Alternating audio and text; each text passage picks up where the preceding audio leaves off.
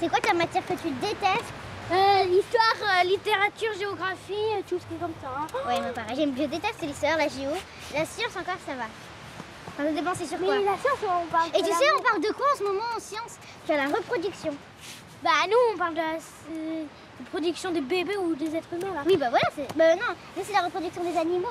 Mais la maîtresse, elle nous a dit comment on met des préservatifs, quoi. J'ai fait beaucoup de courts-métrages en tant que directrice de la photo. Et en parallèle, après mon film de fin d'études, Les Amours vertes, qui avait reçu le Grand Prix à Clermont-Ferrand, et avec notamment un encouragement, parce que je pense que la question de faire des films en tant que réalisatrice était une question qui a toujours été une question pour moi, mais il s'agissait aussi de s'autoriser à le faire. Et je pense que ce Grand Prix à Clermont et la parole notamment de Guillaume Braque qui me dit on te donne ce prix pour que tu continues à faire des films, m'a beaucoup aidé à m'autoriser et ensuite à me plonger donc dans l'écriture de plusieurs longs métrages, dont La Gradiva, que j'écris depuis 3 ans. La Gradiva, c'est donc l'histoire d'un voyage scolaire à Pompéi, d'une classe de terminale, avec 2 spécialités, la spécialité latin, qui aujourd'hui correspond plutôt à HLP, donc Humanité, Littérature, Philosophie, et la spécialité Arts plastiques. Et donc c'est ce groupe d'une vingtaine de jeunes qui partent en voyage scolaire, et on s'intéresse plus particulièrement à 4 personnages, Tony, James et Suzanne, et leur professeur de littérature et de latin, Madame Mercier.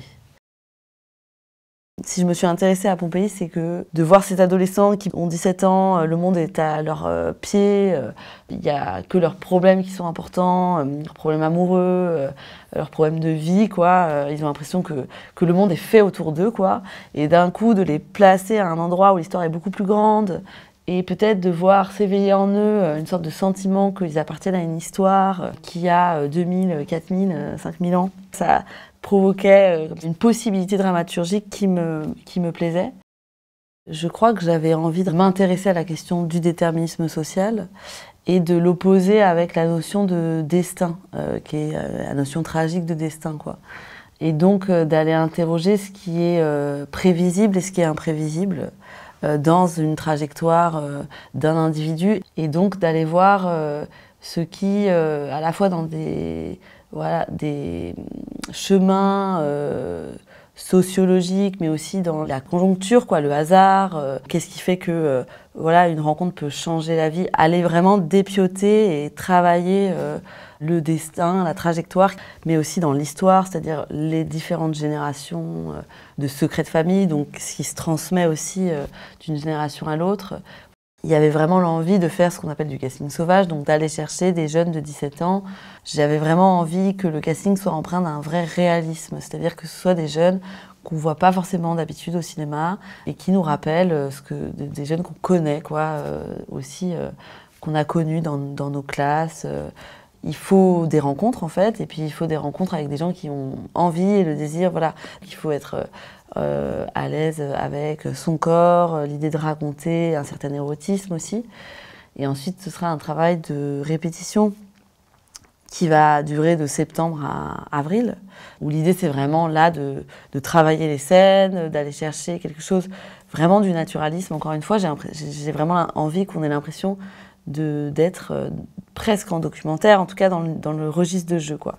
J'ai vraiment envie, là, d'essayer quelque chose qui fait écho à mes précédents films, c'est-à-dire commencer le film vraiment avec une promesse de récit aux spectateurs et aux spectatrices. On va voyager ensemble, quoi.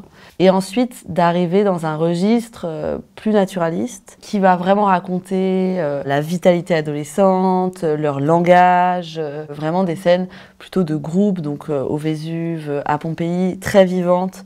Et au fur et à mesure que la trajectoire s'alourdit et se dramatise, là, aller utiliser plutôt des moyens plus généreux dans la mise en scène pour raconter le drame et la mélancolie, quoi.